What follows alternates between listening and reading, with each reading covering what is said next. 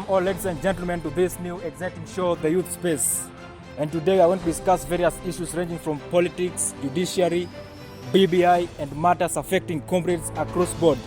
Join me on this show as we discuss these issues with our bench and guests to see various ways in which we can bring it down. I'll be your host, Ken Babu.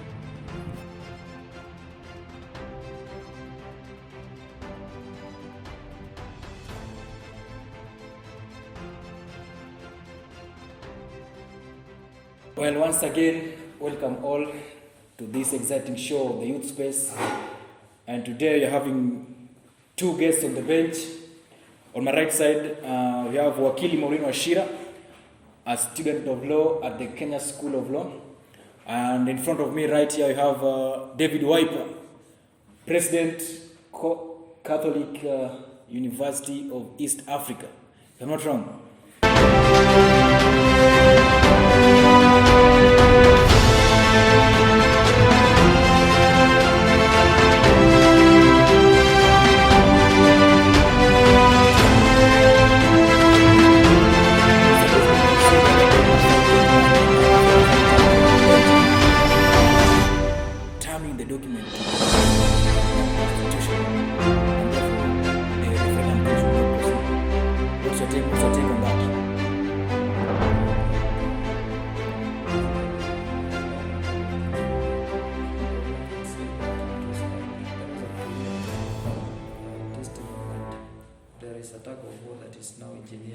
By the judiciary, or an onslaught on the executive that is engineered by the judiciary, because even the verdict, the details and the nitty-gritties of what they actually gave as the reason as to why they termed the document unconstitutional and illegal were out of the context, and it was now carried, it was blown beyond the proportion.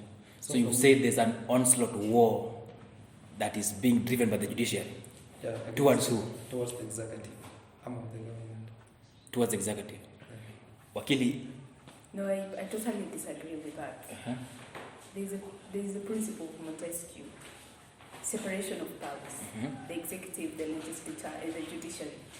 When the judiciary does its work, unfortunately, it seems that there is interference with the executive or the legislature. That is a lie. Because a 5-bench sitting judges, there is no way you will tell me, and that's why there is the majority and there is dissenting. If there was any judge dissenting with a decision, we would have seen it. Like, for example, in the 2017, Jokin Dongo gave her dissenting opinion, supported it. Ojuan did the same way. However, at the end of the day, judgment was delivered. So every judge has their say. There's no way you will tell me a 5-sitting bench can agree. However, the matter is at the Court of Appeal, ongoing. We'll see the feedback. Mr. President, back to you. In the Article 59 of the Article 159, 160 and 161 that talks about the judiciary, we are told the judiciary should be an independent body. Yeah, basically that is what she has actually postulated, that there is what we call the independence or the separation of power, as was pinned by Montesquieu. But what we have to understand is that at the penultimate organ of the independence of these organs, there is what brings them together, what is called interdependence. So these arms of the government do not always stand in isolation. These arms of government have to work hand in hand, they have to cooperate, and I believe that, for me, political scientist, I also subscribe to the ideology that an executive arm of the government is a bigger brother to the other two arms of government. If these arms of the government, that the judiciary and the executive, should work independently and hand in hand, with the recent events, where the president approved the appointment of 34 judges and rejected the other 6 judges. Wakilii, what can you say about that? As far as independency and hand-in-hand working, as the president is saying here, is concerned? And unfortunately, the will and the role of law was not seen as supposed to Article 10, you do not read the law partially and implement it partially. Because if the president says he has his own discretion,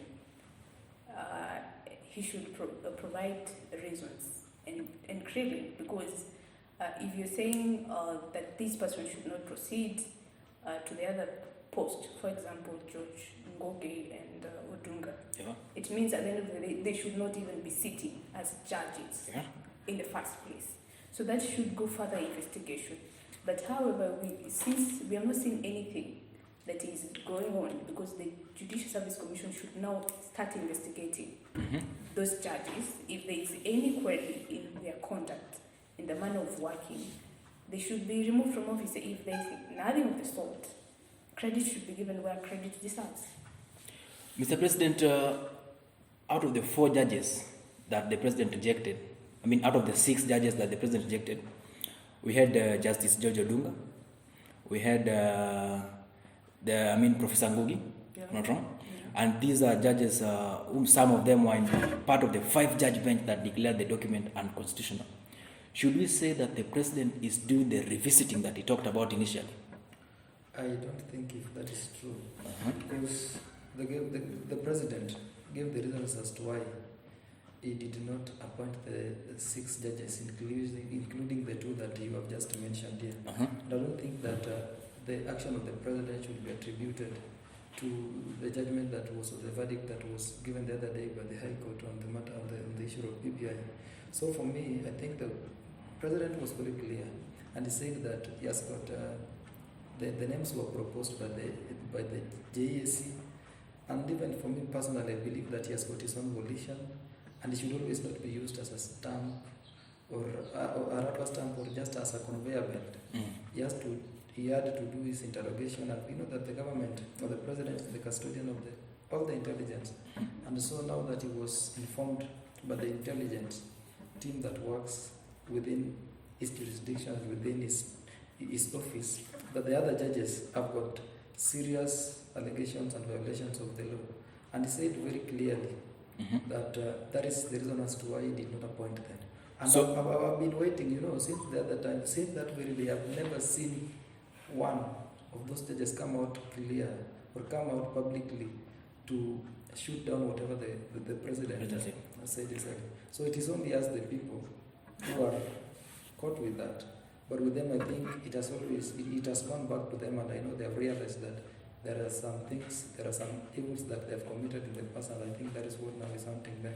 So you're saying that the president is not revisiting the judiciary? I don't think that the president can reduce himself to such a petty level to revisit them. Wakilii, we saw the LSK CEO, that is Mercy Wambua, terming the rejection of the 6 judges as illegal, unlawful, and risks of impunity. And she further went ahead and said that they will go to court to, if the president cannot approve the appointment of the 6 judges. What happens if LSK proceeds and takes this matter to court? Last I checked, there is already Katiba Institute has already lodged its claim with regards to that. It has already lodged with that, but unfortunately, as the constitution stands, you cannot sue the presidency seat, either in a civil or a criminal thing. The only thing I think it's request the JSC to review. Request the JSC to review? Yeah, because at the end of the day, you cannot sue the president. That is a seat that you cannot sue, unfortunately. You like it or not. So what happens to the 6 judges? They will place their petition to the JSC. Against who? Yeah? The petition against who? Because at the end of the day, the link is the CJ. The only thing they can petition the JSC is to get the claim. Because if there is an issue, the JSC should sit down and investigate. The president says he has his reasons. The JSC, the CJ, and the president are the connection. So do you see a situation where these 6 judges who will be appointed, if they place their petitions to the JSC? When you balance politics and the current situation,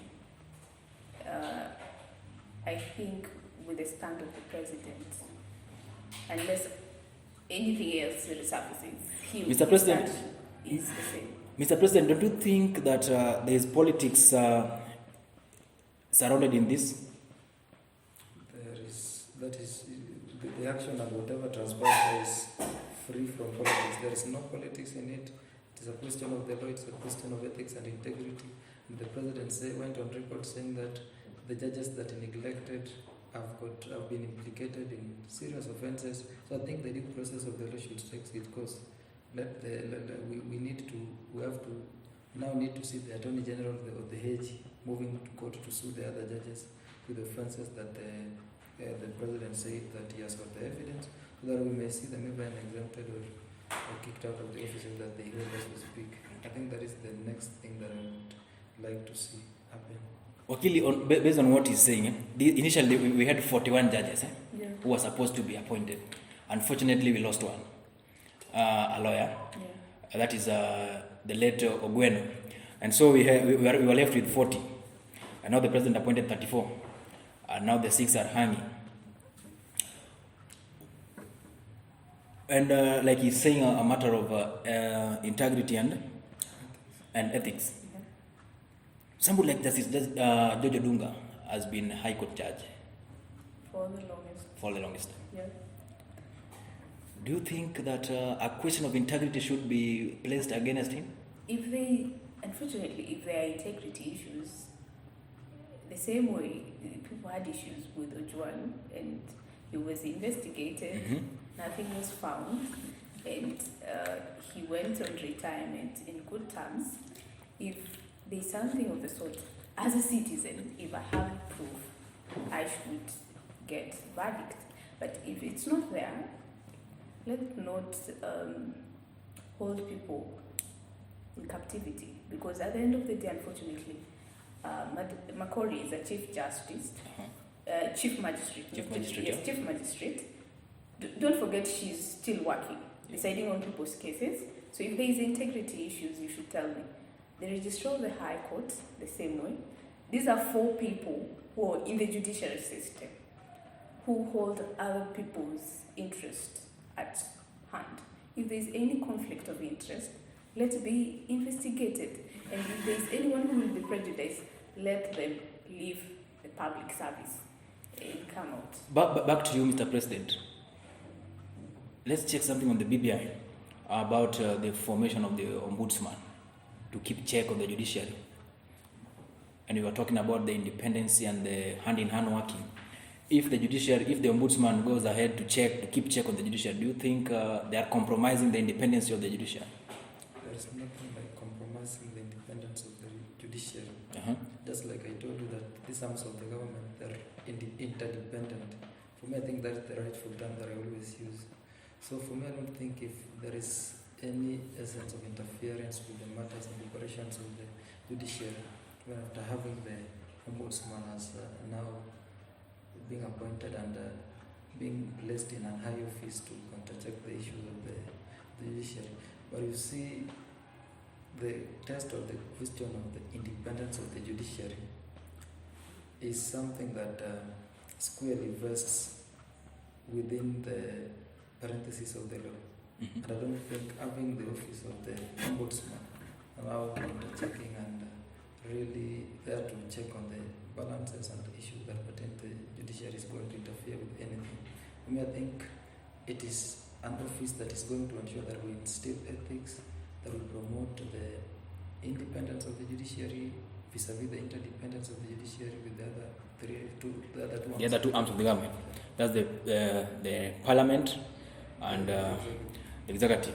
Wakilii, from your side, do you think the formation of the ombudsman will interfere with the independence of the judiciary? 100%. The office already exists. It's there. Yeah. The only thing it needs is empowerment, not establishment. Okay. Because number one, the powers being given to the so-called ombudsman, he will be sitting in the JSC. He will be reporting to the president. The link between the executive and the legislature and judiciary, the Chief Justice is the one who should report. But under the current terms, the Ombudsman will be giving accountability to the executive and the legislature about the judiciary. So what is the role of the Chief Justice? And he is the president. Secondly, remember the appointment. It's more politically instigated, not an independent seat. So it means at the end that's the appointment of members of the Ombudsman. Yes. Okay. And also the Ombudsman sitting, because when you look at the composition of the JSC, when we put the office of the Ombudsman, it will be a seat of 5 from politically instigated out of 12. At the end of the day, when you look at that composition, so you're feeling like the Ombudsman can be politically influenced, or will be politically the problem influenced? is the independence of the judiciary won't be there, because this is someone who is having other interests, as unfortunately we can see. But you see the problem, an Ombudsman office has been there in history, in UK, in US. So Wakilii, to cut you short, Mr. President, she has said that the Ombudsman office has been there initially. And the document the BBI is proposing for the same officer, does it mean that we have a problem of implementation but not the issues? I mean in the in the BBI, there is a proposal of the Ombudsman officer, and she's saying that we have the office. Does it mean that you have a problem with the implementation? She started by saying that, it is existential. I can remember because even the current Riyadh member of parliament, Utende Amolo. he is a former ombudsman. Yes, sure. Of this great republic. Exactly. And so the office has been there. But she talked about empowerment. But the office has been there. But so the office has been there. But now whatever we are doing, whatever the BBI is doing in its recommendation, is empowering the office of the ombudsman, making it more proactive, giving it more powers and privileges, so that it may stand to serve the interest of these citizens of this great republic. Basically, I think it's cost pertaining whatever she has raised, and that is basically the reason as to why, for me, I strongly advocate for the BBI, because it is coming to even strengthen the justice system. Wakilii, back to you. I mean, if you check at the composition of the Supreme Court right now, we have the Chief Justice, Lady Justice Martha Koome, recently appointed, and we have the Deputy Chief Justice, that is Lady Justice Philomena Mwilu, and we have the Registrar of the Judiciary, Anna Madi. Don't you think? What's your take on the composition? It's fine. It's balanced. It's balanced. You know why? When you compare, when you go to the sitting judges, the composition that people have been complaining, affirmative action, eventually it has come. But when you find the judiciary is made on credit, not if you deserve it, and your qualifications make you there, be seated. We have never complained having for so many years male Chief Justice, because they earned it. So it's about merits, not... No, we are not complaining about having female Chief Justice. Actually, it's good. But do you think the composition, the three ladies, Anna Madi, Lady Justice Koome, Lady Justice Mwilu, on the same bench? They're there by merits.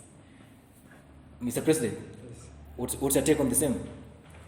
I have never had problems with having a womanish or a girlish judiciary. So for me, I think it is we even score, because even in terms of rating that is always done by the Britain institutions, I think it is something that is going to place us at a very good level even internationally, because it now comes out clearly that we embrace gender equality, because before those are things that were unheard of. For instance, in cases of a country where we're still struggling with the tenets of democracy. But I think now that we are at the forefront, leading and actually setting precedents to so many nations, I believe that it is the best thing that this country would cherish. Will cherish. Wakilii, if you check the events that occurred between the emeritus Chief Justice David Maraga and the executive, do you think the Lady Justice Martha Koome will fit the shoe of Maraga? She will, because as you can see, she was a judge at the Court of Appeal. Yeah. She has given, where she's not dissatisfied, where she has given dissenting opinions. And when you read her judgments, you will know. I know she has taken when it's heated. I remember it's a heated seat because of the 2017 decision. However, Yeah. she's a God-fearing woman. She will do what is right. Mr. President,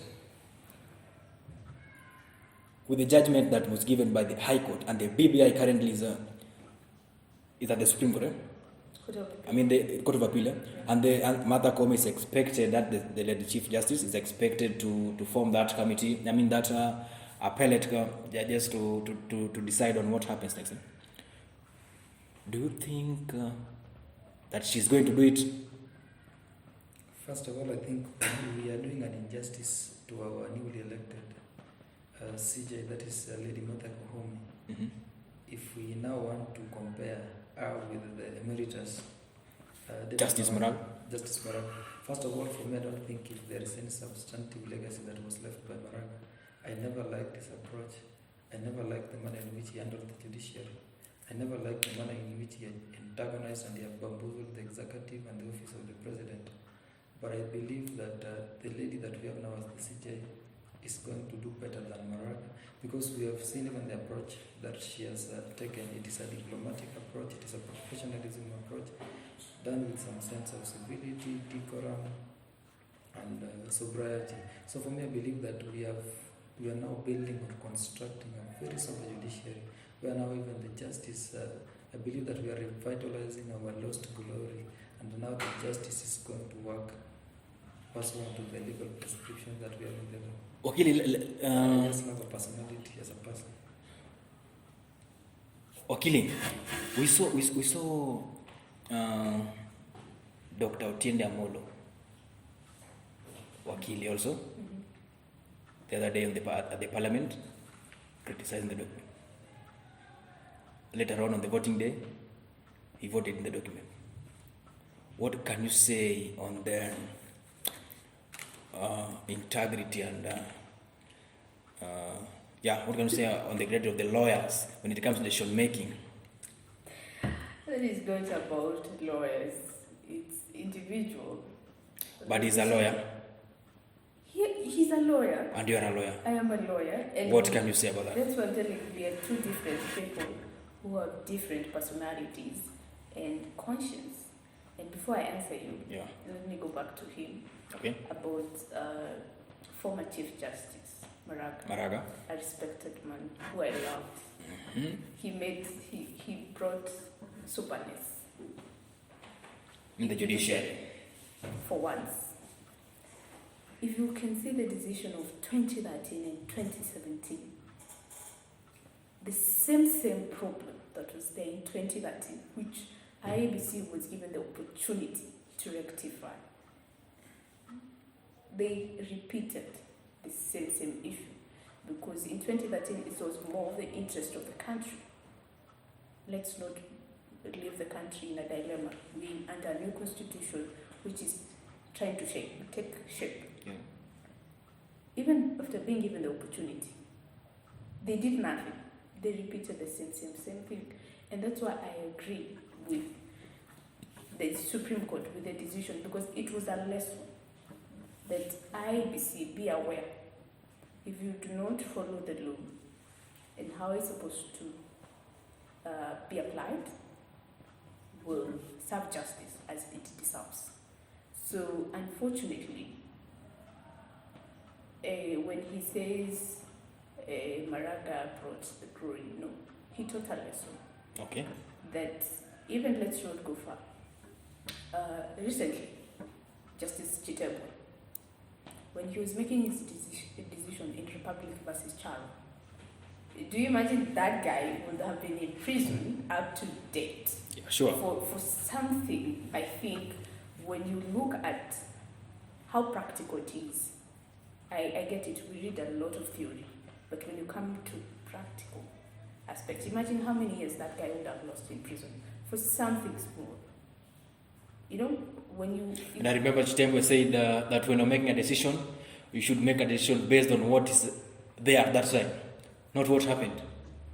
Yeah, because you find, like, the girl carried herself as if she's an 18-year-old person.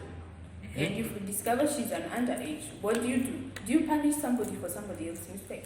The same way, even when Justice Maraga was a Court of Appeal judge, he made sober decisions. So it was not something new from nowhere. If you, I will say, if you need to understand the judges at the Supreme Court, kindly check their previous judgments. They will tell you the kind of school of thought they are heading to. So people would have foreseen that. And even when was taking when he was swearing in being a Chief Justice, he said he will serve God first. God first. Yeah? Yeah. So that's something that came clear. So Wakilii, to answer you on Otiende, yeah. Unfortunately, leadership and integrity has different definition. Yeah. And his political aligning.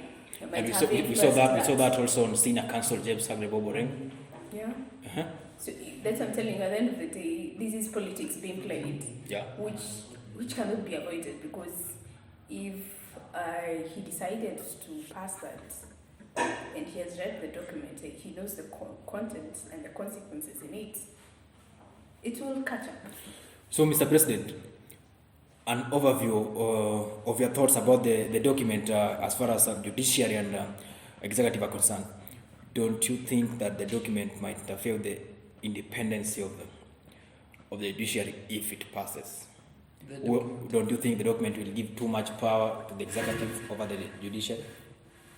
The document in its entirety, because I've read the document, I have done my homework well.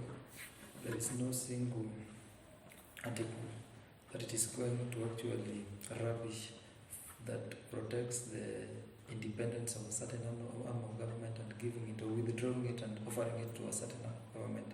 So I believe that we have to be very sober in this debate and this discussion.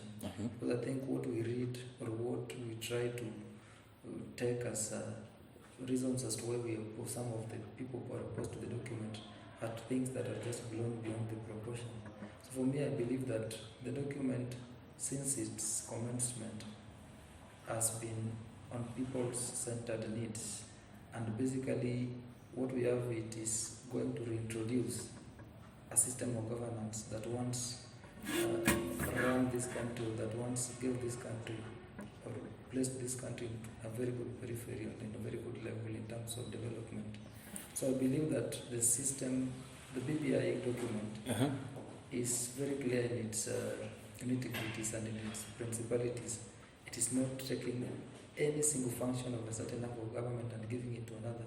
It is retaining, and what I see playing out there is empowering the arms of government, guaranteeing the independence, ensuring and strengthening the independence institutions that we have within the Constitution. Okay. Yeah, basically that is what we have. Wakilii, we have various recommendations in the BBI, such as the formation of youth commission. We have the introduction of 35% to the counties. We have the help extension of 4 years. Do you think we need to go through a referendum to implement such? No, I don't think so, because you see, for help, there is already laws in it. There's an act governing that. So if there is anything with regards to help, we just need an amendment. So we don't need to take those into the referendum? No. Mr. President, 7-year tax. holiday. You are an employed youth, you are given a 7-year tax holiday? How is that going to assist you?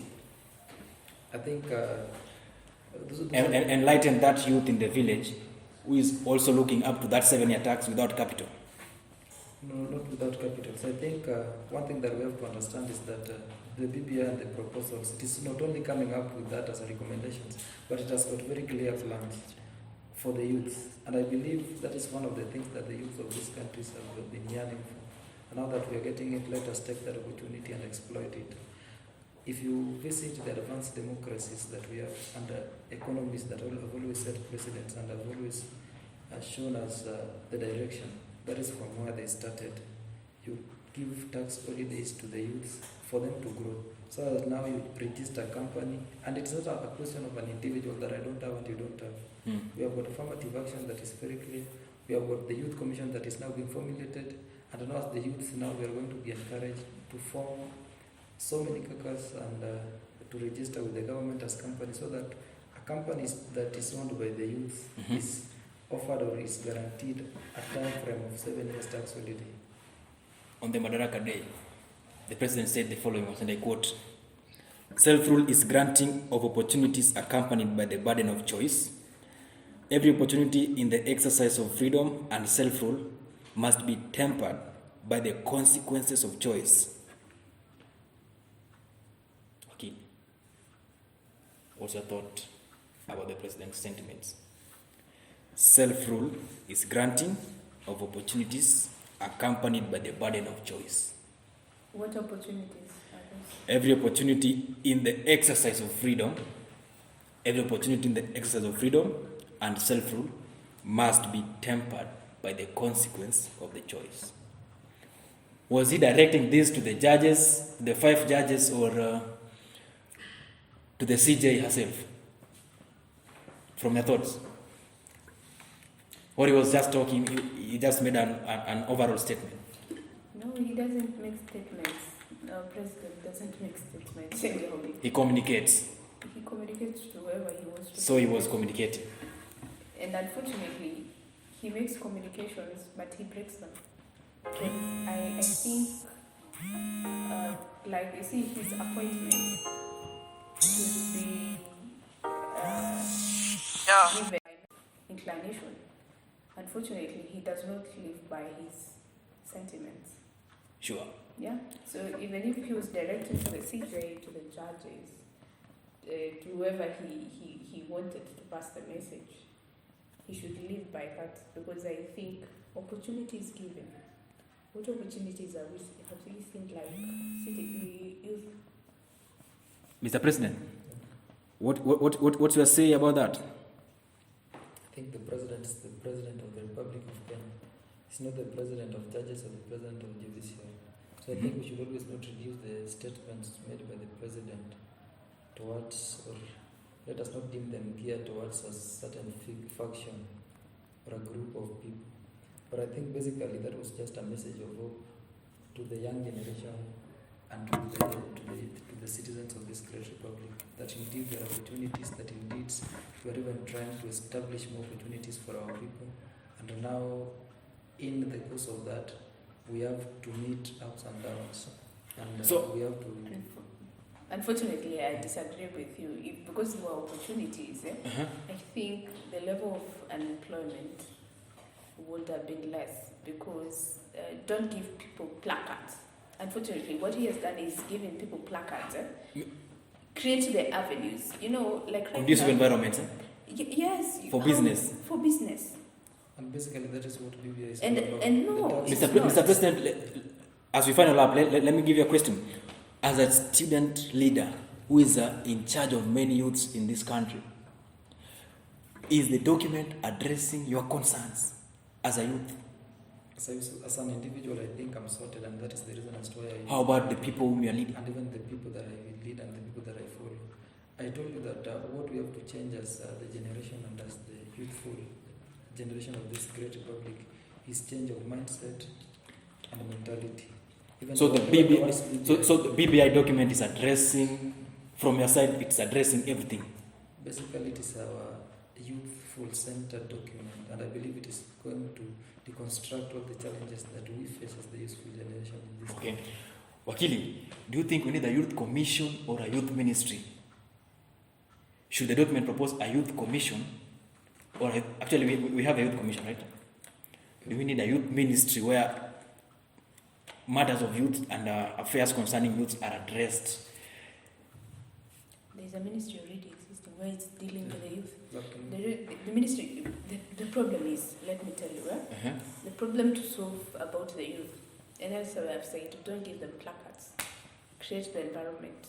Conducive environment. Conducive. There's no way you will tell me that you're empowering youth and the environment's not there. I think the youth thrived for the last, when Kibaki was reigning, because he provided the environment, and which enabled youth, because it's not about being employed.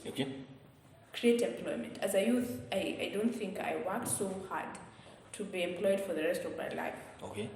I worked hard to get opportunities out here.